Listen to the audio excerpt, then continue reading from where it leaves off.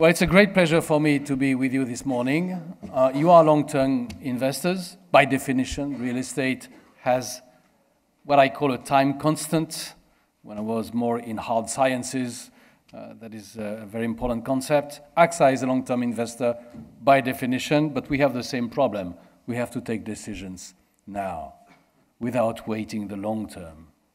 And I was very interested in listening to Peter asking the question, is it the beginning of a new growth cycle? And these two words are important, growth and cycle. Growth, yes, I believe in growth. Cycle, have more reservations, and I will explain you why. I think that if we want to understand the kind of global economic backdrop, I mean, this is globalization, so we have to talk about the global economy. There are three key elements that are shaping our economies. And the first one is not cyclical. It's a big structural thing that we have a lot of difficulties to grasp. There were two instances of very large debt built up in the history of some sort of global industrialized economies. 1920, 1929. Very well documented by Schularic and Taylor. And there was 2000 until 2008. And there are no other instances of such a big debt buildup. So we have experience of business cycles, which have been very different. The consequences of the fall of the Berlin Wall, the consequences of the fall in oil prices in '85, we have been through that. But I suppose that none of us was an investor in the 1920s. And to some extent, we have to keep in mind that after a big debt built up, there is a long period of deleveraging. Deleveraging does not necessarily mean that debts are going down. It means that private agents, financial institutions, and governments do their best to reduce their debt. Not long ago, Chancellor Merkel was asking the question, if we don't cut debt when interest rates are low, when are we going to do it? On the other side of the fence, Larry Summers says, if governments do not spend on infrastructures when interest rates are low, when will they do it? And you get the contradiction. Economic agents want to deleverage. So we are in a period of deleveraging.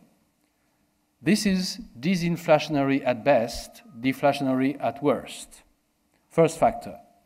The second factor, maybe more short-term, but extremely important nevertheless, is the dramatic fall in energy prices. Oil, natural gas follows oil with a 6-month lag, so it's the same story. Is it just a temporary phenomenon, or is it here to stay? I think it's here to stay. And here is why. First, we are in this disinflationary backdrop.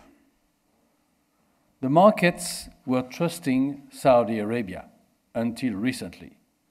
5 years ago, Saudi Arabia said $100 is the right price, the fair price. So at 110 or at $90 per barrel, you would think that's okay, that's what they want. Since Saudi Arabia has the power on the market, they're not going to change. And suddenly markets have discovered that supply and demand conditions were not consistent with 100. I'm not going to tell you that we had predicted that. The only person I knew, or I met, who told me something that was a good hint was James Baker. That was 3 years ago, and he told me there will be an oil glut. We were together in Abu Dhabi.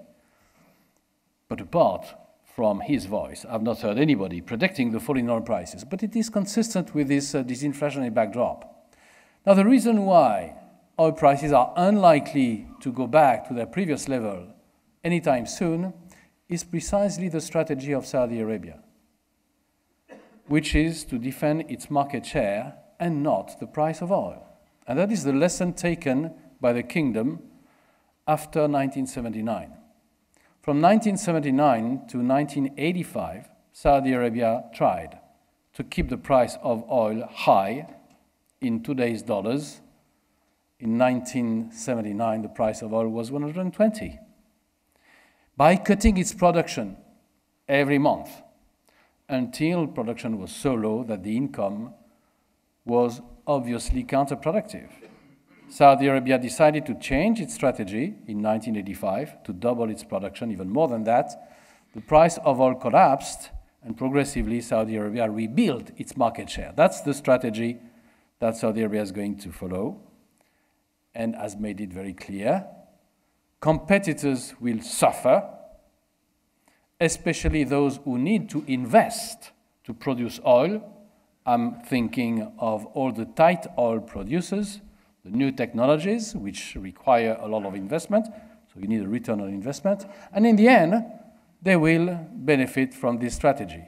So for the next 2-3 years, we are going to have low oil prices. This will have deep consequences on the global economy. And the third factor, which is shaping the world in which we are living, is the extraordinary reaction from central banks all around the world, by the way, to deal with this disinflationary, deleveraging environment. They are printing money like they have never done in history, because the private sector, the financial sector, is not printing money, is not creating enough money. What is important there is that there is a common feature between all the central banks. They are on the loose side of monetary policies, but there is another point, which is that business cycles are not the same, for instance, in the US and in Europe, so they are going to have different behavior in the next few months and years, and that will shape the markets. Now, let me turn to the consequences of the three factors I've mentioned. The first one, it's impossible to quantify. I think a lot of people have tried. The IMF has tried, and we have no past event comparable to what we went through. And the comparison I made with the 1920s just is a reminder of the situation, but it does not really help, because at that time that was the gold standard. That was not a word of fiat money. And central banks have reacted very differently from what they did. So we don't know exactly what is the size of the deflationary forces. But I can tell you that every single economist and policymaker in the monetary policy circles has been surprised, A, by the decline of inflation, B, by the decline in inflation expectations by the markets. Consequences for the global economy. The fall in oil prices is positive. It is boosting both the demand side of the economy and makes the supply side of the economy more profitable. Not for everybody, but for most players. It's a bit counterintuitive. When the price of oil changes, that should be a zero-sum game. It's just a transfer of income between producers and consumers. But it is not neutral for aggregate demand, because producers have a very high saving propensity and consumers have a very high spending propensity. You give an extra dollar to US consumers, they will spend it. You give an extra dollar to Saudi Arabia will save it, and this can be reversed. So for that reason, the fall in oil prices is going to boost the global economy by something between 0.5% and 0.8%. These are the IMF estimates. Good job. If you take 2015 and 2016 together, timing is a bit more uncertain, but I think that we have started to see already the macroeconomic impact of the fall in oil prices. There are, of course, actors who are suffering from the fall in oil prices, or the producers of energy. But as I said, on balance, it's positive for the global economy. The differentiation, or the most important differentiation, is among oil producers. Some have enough financial reserves to stand a relatively long period of lower income. These are mostly the Gulf producers. And some other producers do not have this luxury and are going to go through very harsh times. These are Russia, Iran. Nobody's talking about Iran, but it is such an important player in the geopolitical stage that we should pay more attention to this country. This is, of course, the case of Nigeria, of Venezuela, but to some extent also for Brazil and Mexico. So we are already seeing a map of differentiated consequences on the negative side. On the positive side, relatively simple, the big oil importers, starting with the US, I have to mention that, because many people think that the US is a net exporter of oil. Not at all. The US remains one of the largest net oil importer in the world. So the fall in oil prices is positive for the US economy, it's definitely positive for Europe, but the main beneficiary is emerging Asia. That is extremely important, because emerging Asia is facing a lot of challenges, and real estate is one of them, by the way. But in emerging Asia, where is the growth engine of the world, let's face it, most of the countries are net oil importers, and most of the countries are subsidizing their gasoline markets. And that is important, because that means that the fall in oil prices has started to be used by governments to reduce subsidies. As an economist, I would say, bravo, you're right. That makes your economy in better shape. That leads to a better allocation of resources, no waste. But it is a fiscal tightening. Do you really want to do that? But the answer is that, okay, there is a fiscal tightening, but at the same time, that gives more leeway to the central banks of these countries to cut interest rates or to adopt a looser exchange rate policy. So these are the consequences of low oil prices, and as I said, they are here to stay. My second point is about the central bank policies. This is creating a lot of uncertainties. But for those who are tempted to say it's crazy to print money at that speed and in those quantities, you have to ask another question. What would have happened once central banks have cut rates to zero after the 2008-2009 global recession? If they had done nothing, the most likely is that the recession would have gone deeper and that it would have started to look like a depression.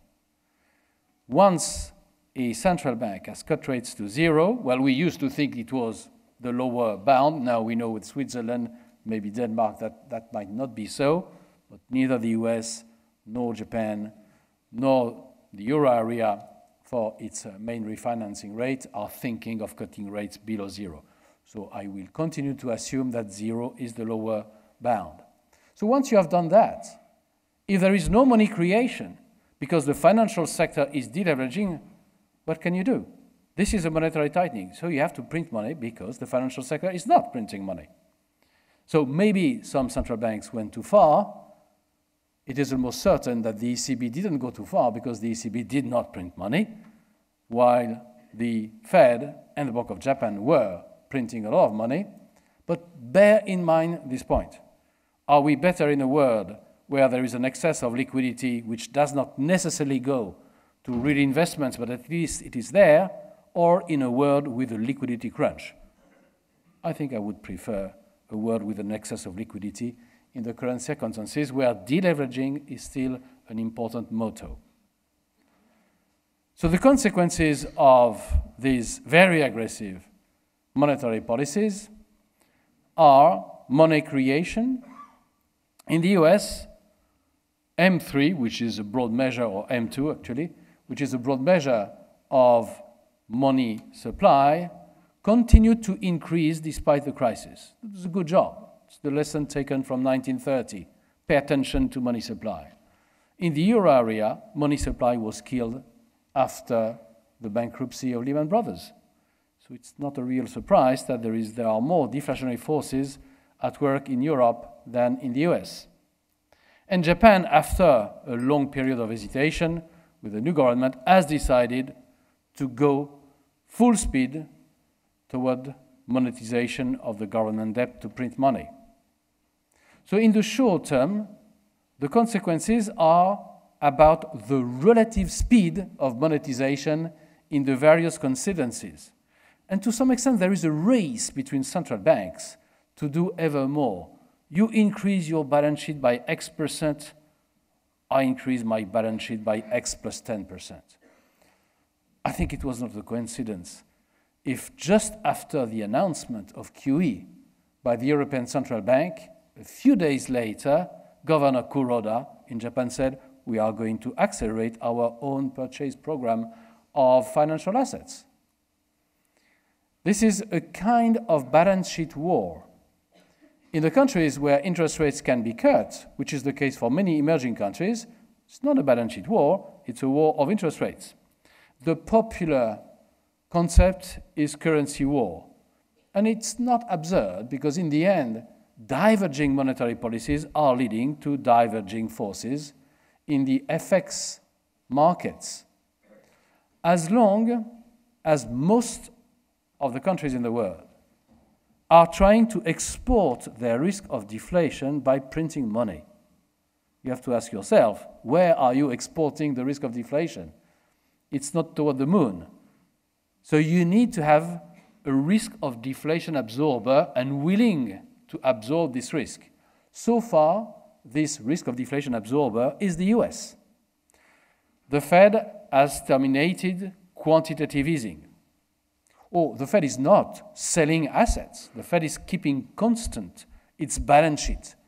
When some bonds are maturing, the Fed reinvests the proceeds in the same bond to keep the balance sheet unchanged so that this dimension of monetary policy is unchanged. But by and large, the Fed is not adding more to the money supply than it was doing before.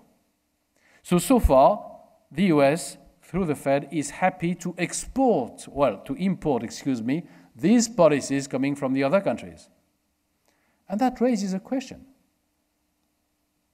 To which point is the US willing to import the risk of deflation from other countries? My guess is that the answer will be in the exchange rate. If the US dollar against a large basket of currencies goes really too high, the Fed might have to reconsider the prospects for its future monetary policy. But for the time being, the Fed is clear. Unemployment rate is close to natural rate of unemployment or equilibrium rate, which is probably around 5.5%. Inflation is very low, but it is because of gasoline prices. Core inflation is lower than we would want, but it's likely to rise. So the rhetoric from the Fed is we are going to raise rates probably this year. I have my suspicions about that. I will tell you why. I mentioned the decline in inflation expectations as one of the fundamental features of the world in which we are living. Now, what matters for economies is not the nominal rate of interest. It is the inflation-adjusted rate of interest. And if you want to do the job properly, you need to take inflation expectations to deflate interest rates. Well, we have done that. We look at 5-year rates, which are close to zero, and 5-year inflation expectations, which are falling. So that means that on an inflation-adjusted basis, real interest rates are rising. So now, if you were a voting member at the FOMC, and if you were on the dovish side, you would have a very simple point to make. The decline in inflation expectations is by itself a monetary tightening. Why should we add something by raising the short-term interest rates? So my bet is that the Fed will wait until next year to raise interest rates, and that the divergence between central banks will be much more important next year than this year. But let me turn now to the ECB's policy. It's very easy for a central bank which has a government and a treasury at its side to buy government bonds.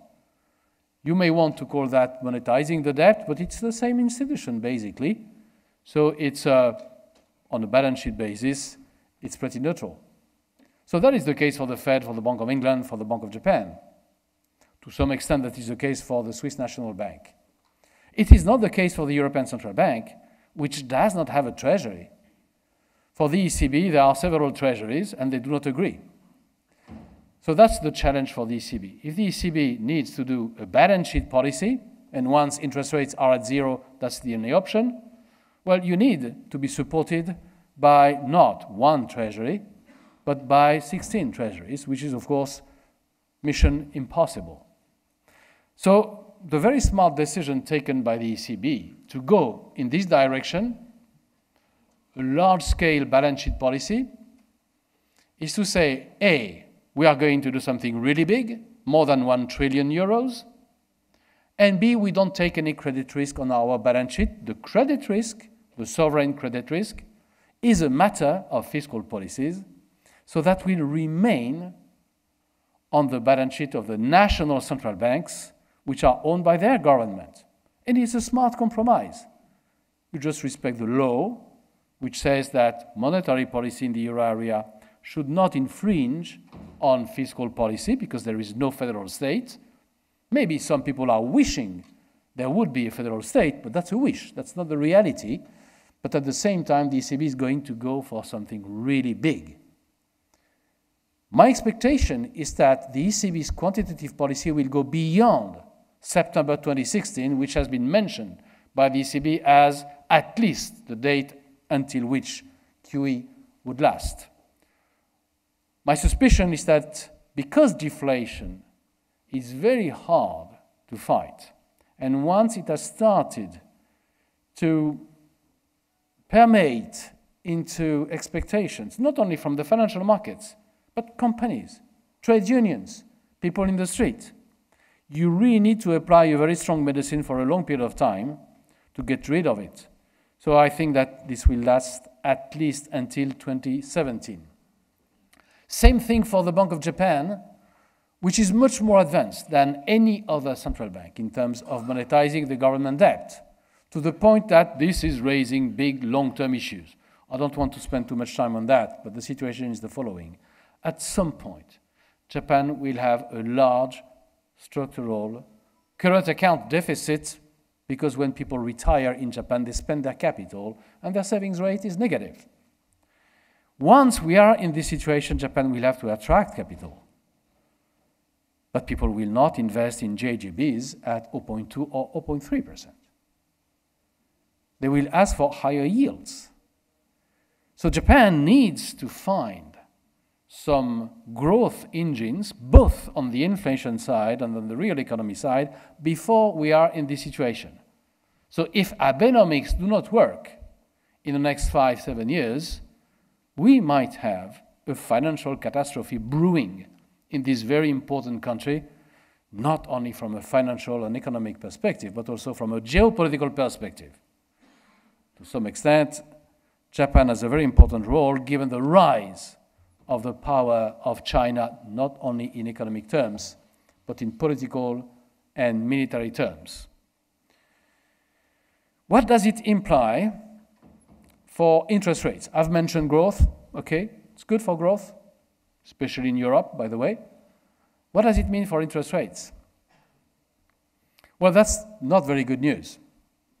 Maybe it's good news for real estate investors, by the way. We have done the maths. The ECB, by its QE policy, is going to continue to bring down bond yields. German bond yields on a 10-year maturity term are likely to fall very close to zero.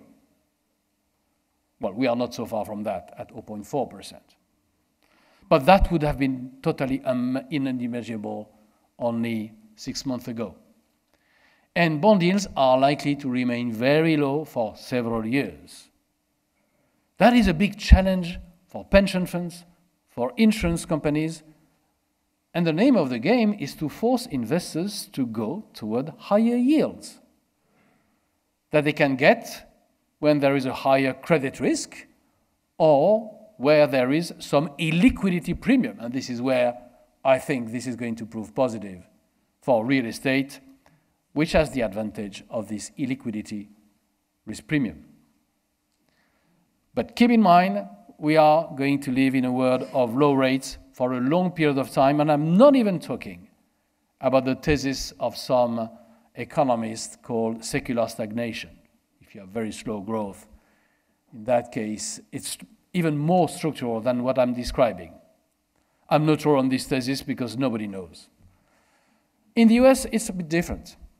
At some point, the Fed will start hiking rates, and long-term interest rates will start to rise, unavoidably, because the markets will have to take on board, well, the future monetary policy of the Fed.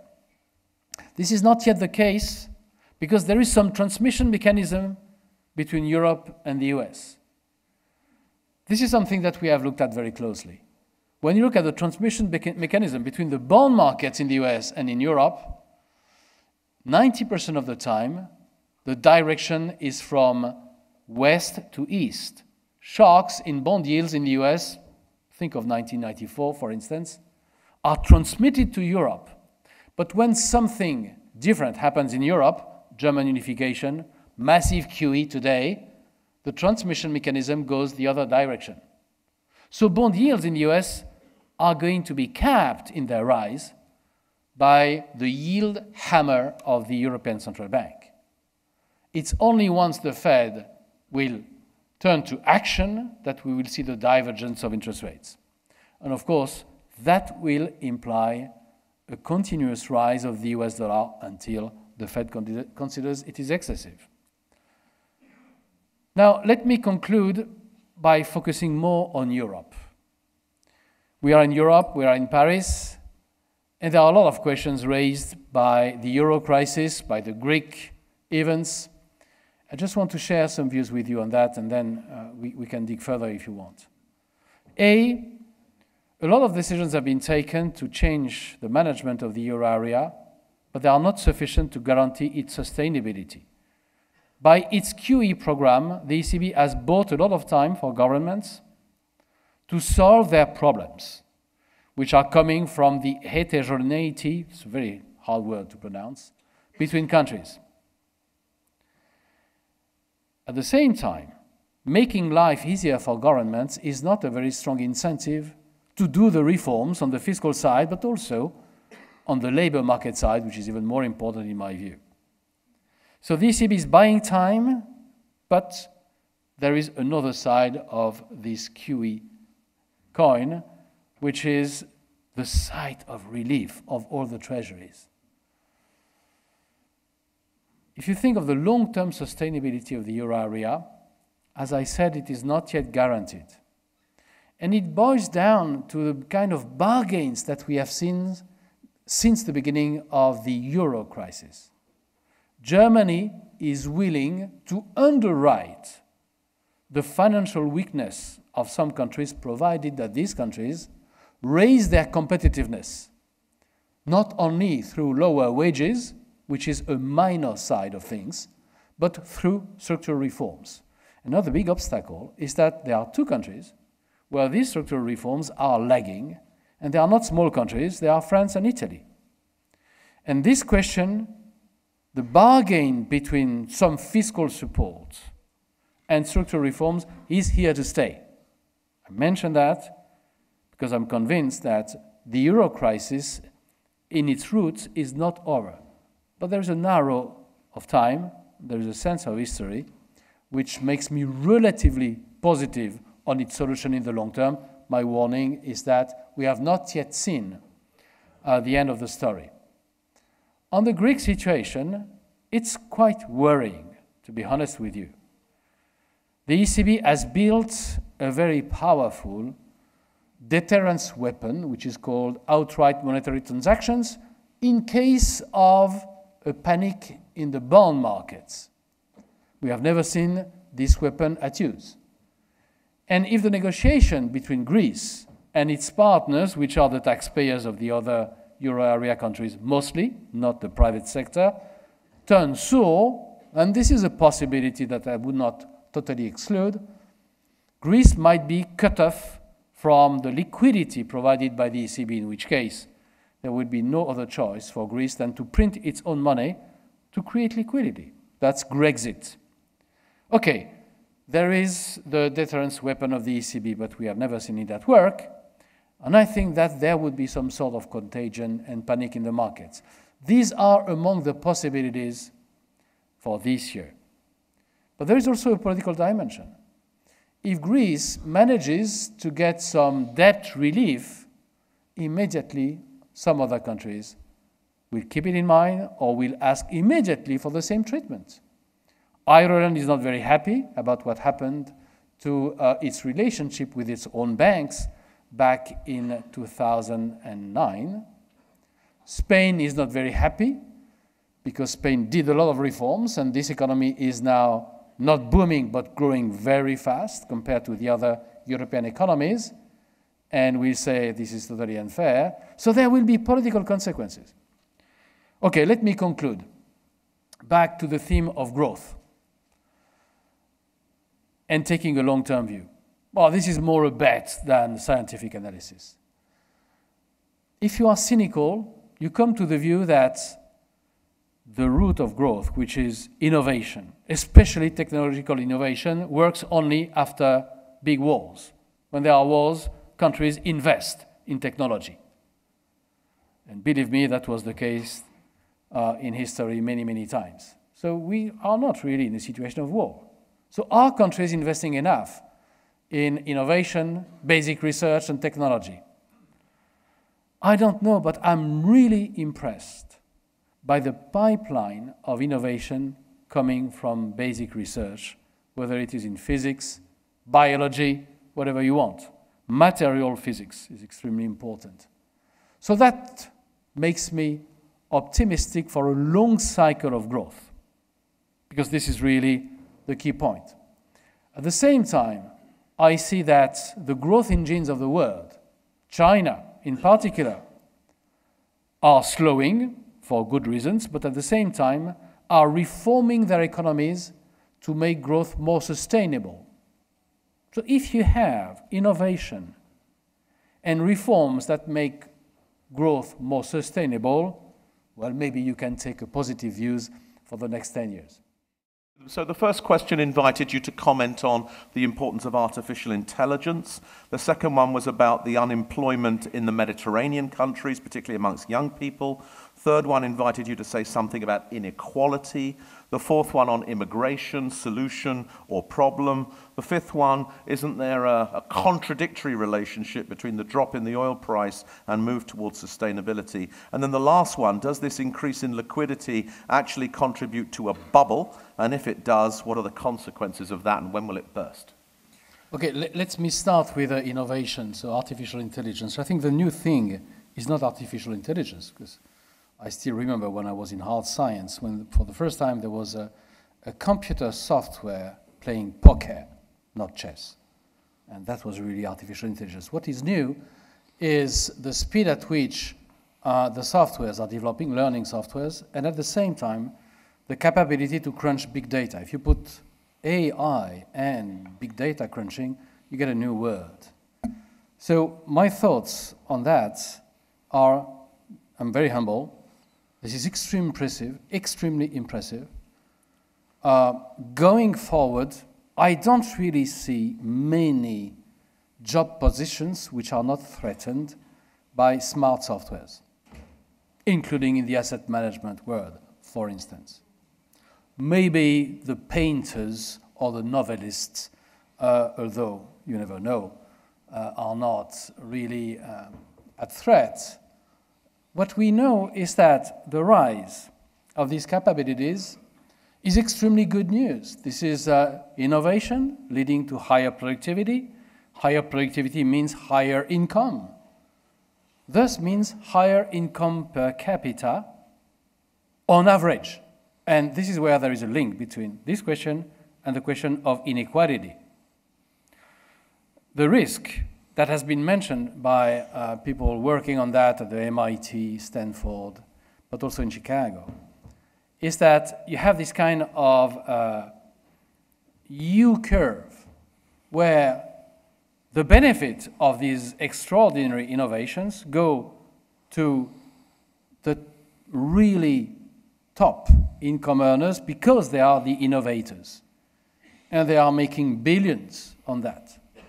But at the same time, to the low end of the labor market, which cannot be replaced by artificial intelligence, simply because it does not need a lot of so-called intelligence. And in the middle of the income distribution, that might be depressing. That's the very negative view. The positive view, which is defended by the MIT, maybe not coincidence, is that there is a lot of complementarity between this innovation, AI plus big data crunching, and intellectual work. And I have some sympathy for this second thesis, because this is what we have seen so far, and it makes sense to some extent. I'm going to take an example.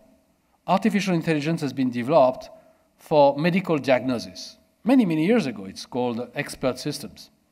But when you go to see your doctor, are you expecting the doctor to type something on its keyboard after having asked questions and got the results of a lot of exams and tell you, well, I read that you have a cancer? No, you want the judgment of a human being.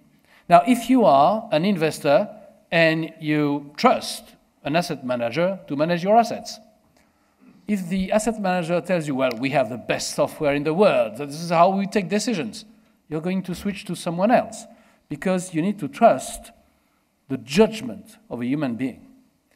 So to some extent, I don't want to fall totally on the negative side in terms of the impact on income distribution. But again, I'm going to be very modest on that. We have not yet seen how it is going to unfold, and there will be a lot of surprises. And again, nobody is really not at risk by this change. Rising inequality is largely linked to technological innovation. So a lot of people, Thomas Piketty, for instance, say that's the result of the deregulation of the financial sector. That's the Big Bang in the UK, that is Ronald Reagan in the US, and the drop in income taxes, capital gain taxes. There's probably a part of truth there. But the largest part of the inequality is really coming from technology. So what are you going to do about that? I'm afraid that we are going to have to live with this inequality problem. And if I had, which I'm not making, by the way, to give advice to governments, is not to try to change this inequality in terms of income distribution, but to give people the ability to switch from low income, medium income to high income. If the system becomes rigid, then it will implode. We know what is the result of very high inequalities, especially in this country. It ends into a revolution where you cut heads. So if you don't want to have that, and if you know that inequality is going to be something that is here to stay, give people opportunities. We need to move along, Eric, if we may. Yeah. Especially that thought of heads being cut off. Yeah.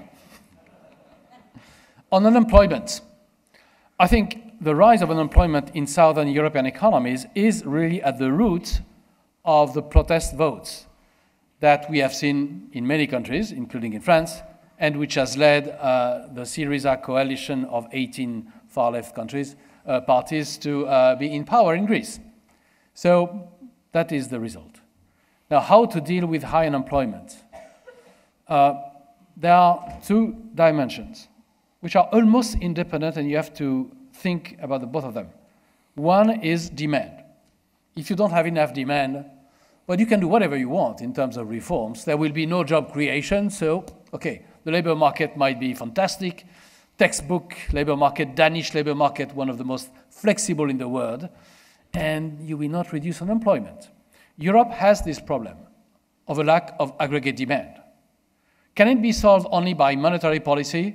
No. And Mario Draghi was very clear on that. He said many times, the first time that was in Jackson Hole last year, that fiscal policies have to do their bit of the work. And we are back to the bargain I was mentioning. It is possible to have more friendly fiscal policies in Europe, provided that the other side of the deal is fulfilled, structural reforms. Structural reforms will not create jobs, but they are the condition to have a more growth-friendly fiscal policy in Europe. So that is the macroeconomic dimension. And then you have the microeconomic dimension. Let me take the example of Spain. In Spain, before Spain joined the euro, the unemployment rate was 15%. Now it is 20%. In the meantime, Spain had fantastic years of growth and has attracted 7 million immigrants. For a country which had something like 32 million people, that is of unprecedented proportions. Just think of it in your own country, 7 out of 30. That is a 20% increase of the population through immigration. Most of this immigration went into construction. You know that very well. where you don't have a lot of skills, at least for a large part of the labor force, then even if you stimulate demand in Spain, that will not solve the structural unemployment problem, which is the lack of skills. So either you convince those immigrants to find jobs in other countries, because construction is not going to boom as it did in the years before 2007. The peak was in 2007 in Spain.